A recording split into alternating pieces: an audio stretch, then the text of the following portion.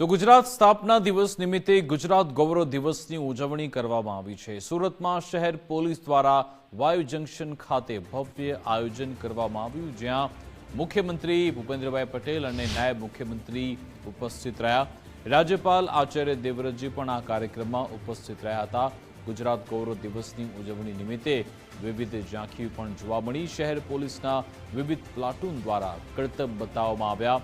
Y જંકશનથી Piplod Kargil ચોક સુધી વિવિધ tableau પણ મૂકવામાં આવ્યા હતા। ગુજરાતના સ્થાપના દિવસની ઉમળકાભેર ઉજવણી કરવામાં આવી। સુરતના દ્રશ્યો, જ્યાં ગુજરાત ગૌરવ દિવસની ઉજવણી કરવામાં આવી। સુરત શહેર પોલીસે વાય જંકશન ખાતે આ ભવ્ય આયોજન કર્યું। આ તકે મુખ્યમંત્રી ભૂપેન્દ્રભાઈ પટેલ અને નાયબ મુખ્યમંત્રી હર્ષભાઈ સંઘવી ઉપસ્થિત રહ્યા। રાજ્યપાલ આચાર્ય દેવવ્રતજી પણ અહીંયા ઉપસ્થિત રહ્યા હતા।